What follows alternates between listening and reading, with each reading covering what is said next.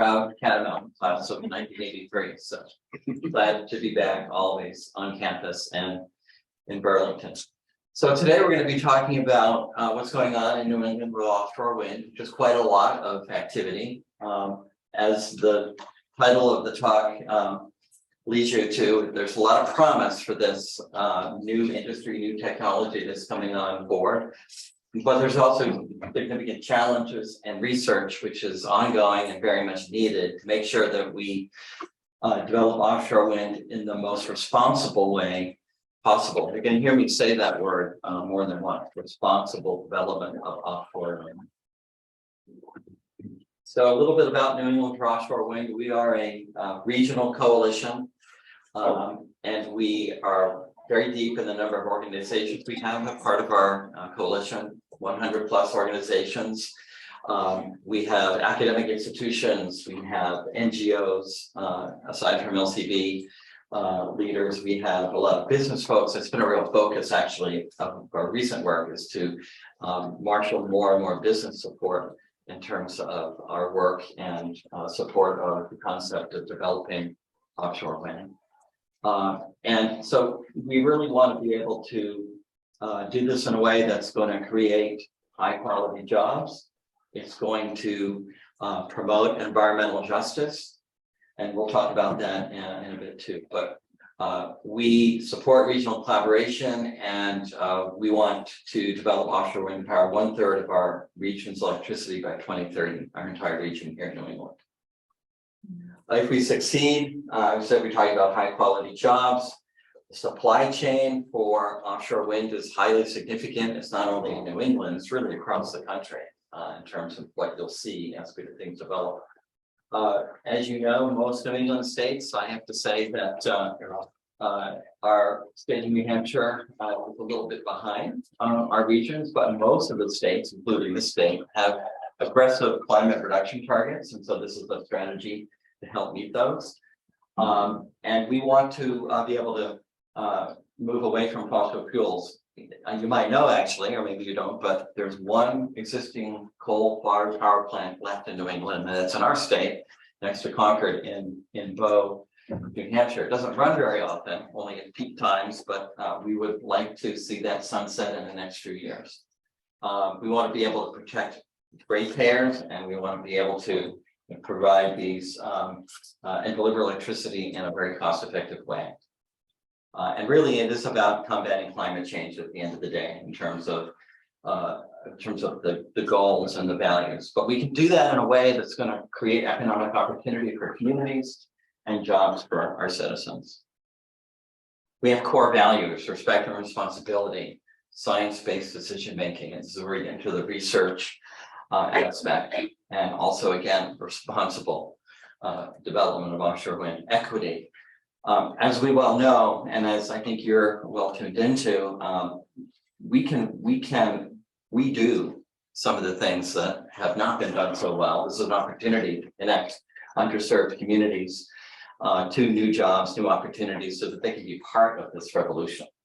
And that's again where economic justice comes in. That's a core value of ours, and I think a great opportunity in terms of how we're going to move ahead in this realm. Our goals. They're regional. We want to drive all governors in this region and legislatures to support regional collaboration for offshore wind procurements, building political will, and eventually we want to be able to power the entire region with offshore wind. And we want to build public support and to enable offshore wind projects to come online in a timely, responsible way. Why a regional approach? Economies of scale. We'll talk about some of the specific projects that are underway and what's going on in terms of permitting and so forth around offshore wind.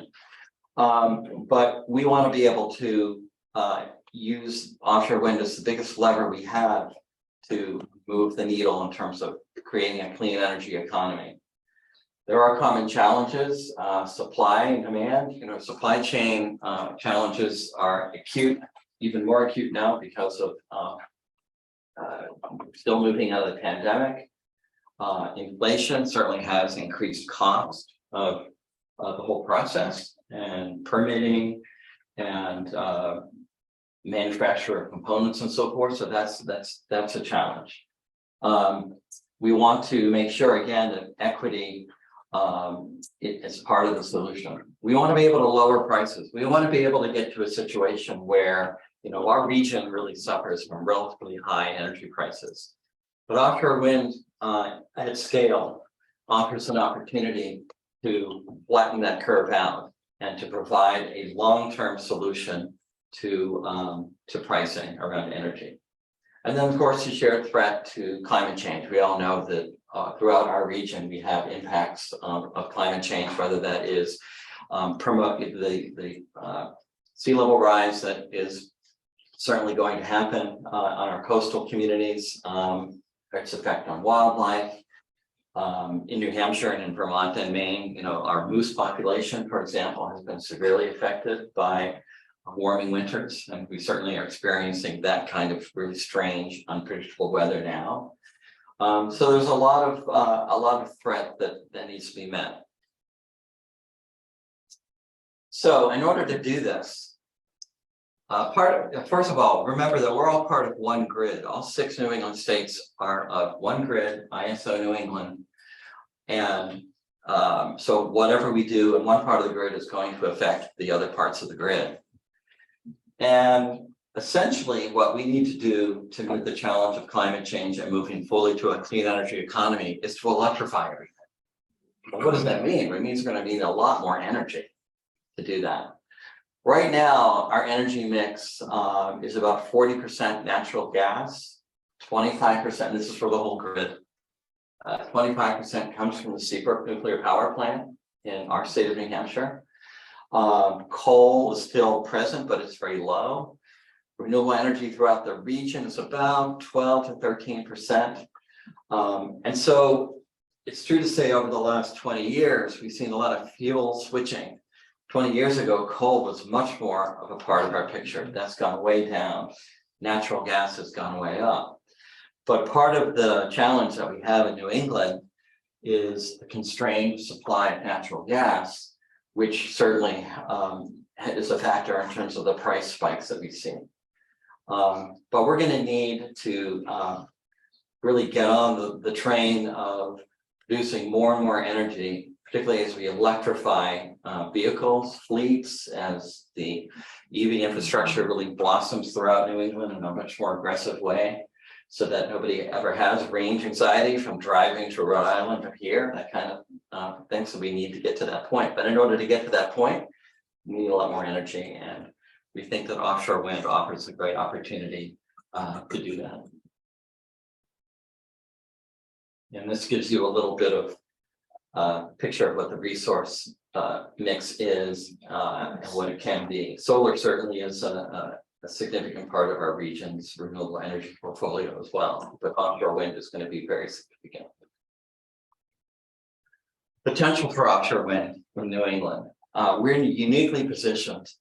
Some people have said that the Gulf of Maine in particular is, you may have heard this, the Saudi Arabia of wind in terms of where fossil fuels come from in the world, but it is quite strong in terms of its wind resources, particularly in the winter, which is helpful because that's when we see the most price spikes in terms of the constraint on natural gas. We have a very densely populated coast, and from most of the region of New England, although we'll talk about the Gulf of Maine in particular, the topography is relatively shallow for a good ways out on the continental shelf. So it allows for deployment of offshore wind significantly offshore. And again, we think it is really our best strategy to transition our region to a true clean energy economy. Benefits of further expansion.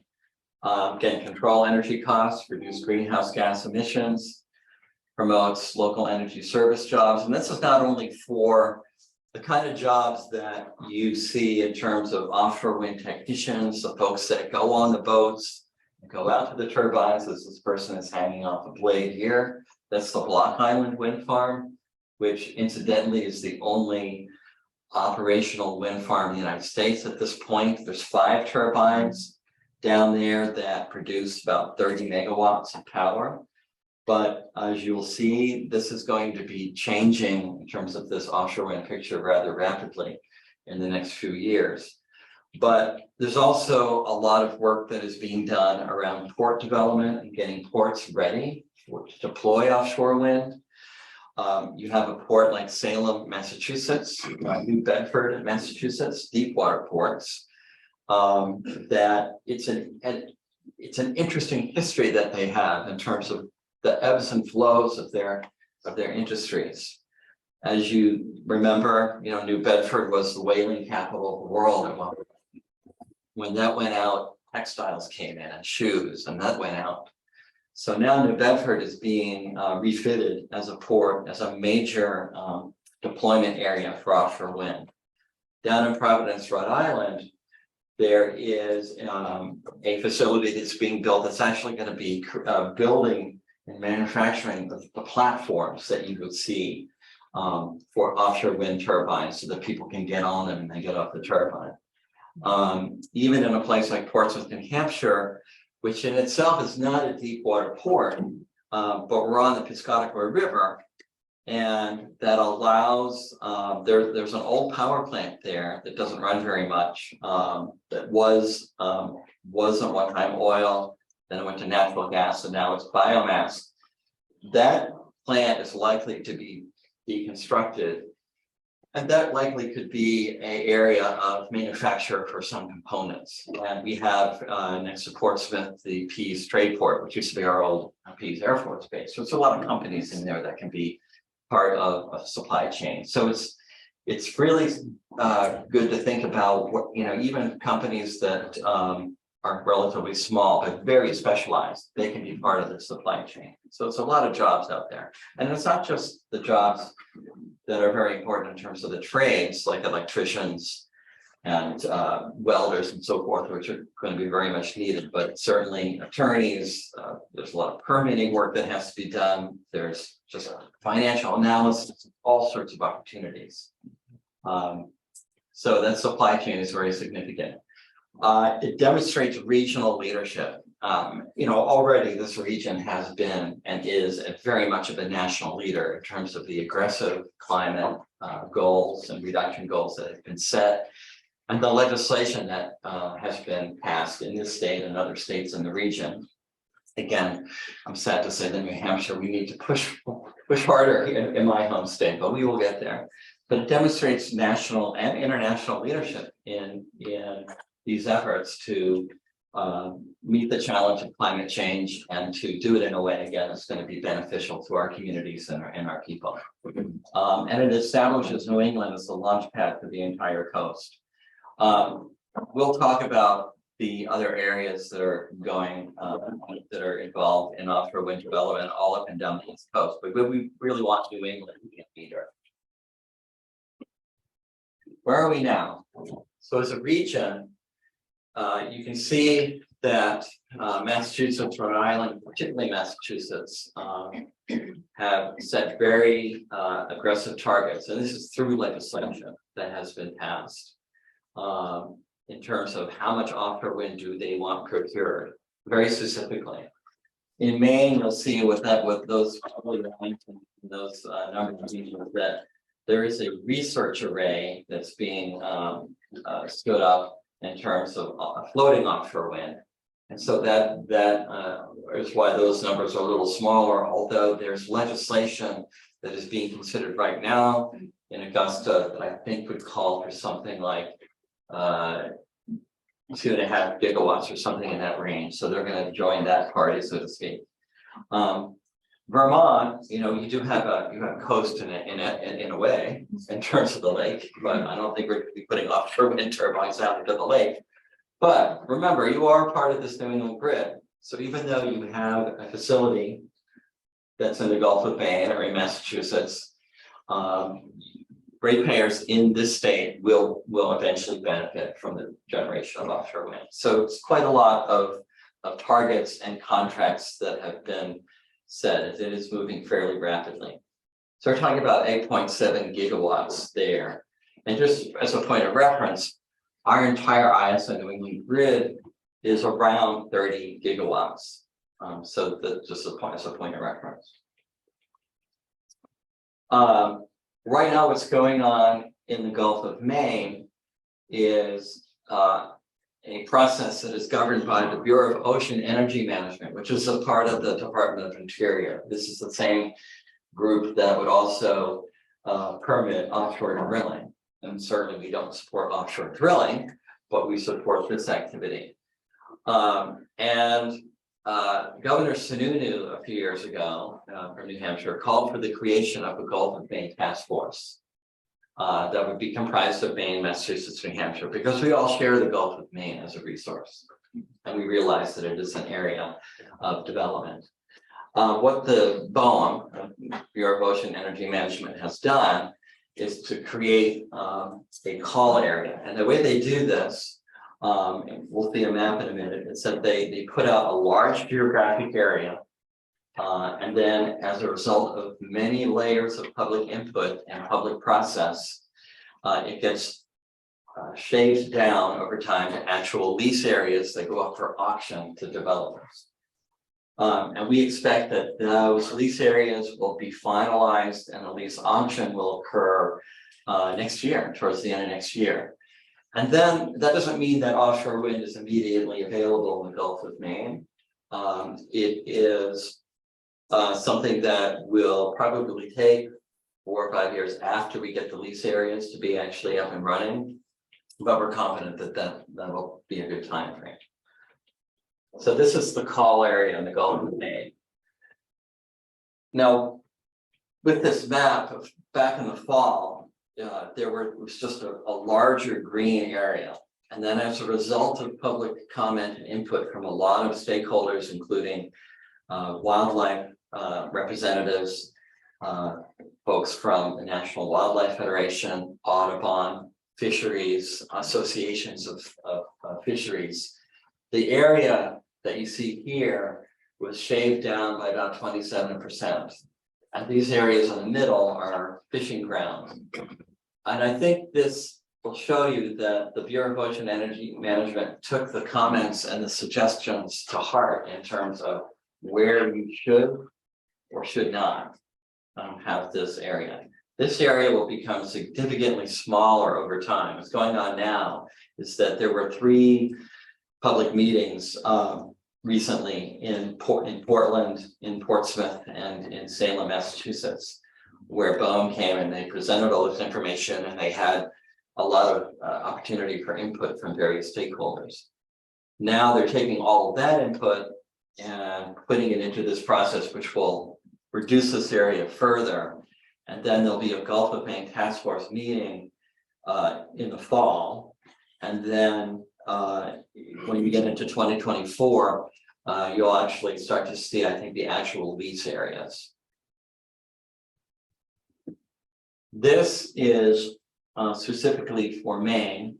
In the Gulf of Maine, although the Massachusetts aspects of New England, and certainly down the East Coast, lends itself very well to offshore wind development in terms of the continental shelf and its relative shallow aspect. And again, in the Gulf of Maine, we're talking about a little different topography as far as the ocean is concerned.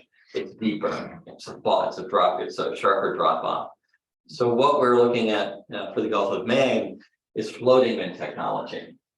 And the University of Maine has been quite involved with this. The state of Maine is quite involved with it. There is floating wind technology in operation off of Scotland, which shows a lot of promise. But it is floating, but obviously still tethered, and there will be fixed to the ocean floor. You don't want them floating around the ocean. But I think that's the technology that is really most appropriate for the topography in the Gulf of Maine. This is the area that's called Research Array that has been is going to be stood up by Maine, so we can really figure out what is the best technology, what kind of experience can we gain in terms of adjusting technology and so forth. So this is an important project. So there's a lot of promise, but there's significant challenges, and there's a lot of different agencies, both the federal government, consortium of organizations that are involved in doing various kinds of research, particularly with fisheries and wildlife. So you have the federal government, but along the NOAA is doing a lot of research in terms of fisheries impact, and how do we create a situation where fisheries coexist with offshore wind. I've got the National Offshore Wind Research and Development Consortium. You have ROSA, Responsible Offshore Science Alliance, and all of these organizations are really trying to figure out, and to, in a very transparent way, how is it that we marshal the best science to make sure that impacts on wildlife and industry, long-standing industries that are part of our culture in New England, can coexist with this new opportunity and this aspect of offshore wind. And there's been some controversy, obviously. Some folks involved in fisheries are really very vocal in terms of not wanting to see this, or wanting to see it not in my backyard, but in somebody else's place. And given the work of this institute and a lot of the work that we are all involved with in terms of trying to cite clean energy projects, I think often we run into the NIMBY problem. But I will say that no energy system on Earth is of a perfect aspect. I think we have to make choices. Do we want more natural gas? Certainly, I don't think we're going to be relying on coal anymore for a variety of reasons. It's not economic. That's one of the reasons that natural gas has risen so strongly, is that it is supplanted coal in terms of price point. But what is it that we want to see as a vision, and how can we do the proper research and involve people in a true, transparent stakeholder process where we can get to a place where people are comfortable with each other in terms of these projects. And we certainly, as an organization, and Beleaguered Conservation Voters as part of this coalition, are very much concerned and involved from that aspect. It's a core value. Transmission is certainly a area where we need a lot of research and effort, because you've got these facilities 12, 15, 20 miles out offshore. And it's a technological issue, although and it's a price issue also in terms of how you're going to get this energy to shore. But I think what we see is a lot of cooperation amongst communities, but also some opposition, which we can talk about, in terms of how is it that you bring this energy to shore in the most responsible way, efficient way, that's going to again benefit our community, and not displace people, and not put them into a situation where they're not part of the solution. I think that's something that we really have to pay attention to. So we can talk about in the Q&A some of that. I really would welcome your questions and perspective in terms of some of the challenges around communities and fisheries and impact on wildlife. Thank you very much. So I'm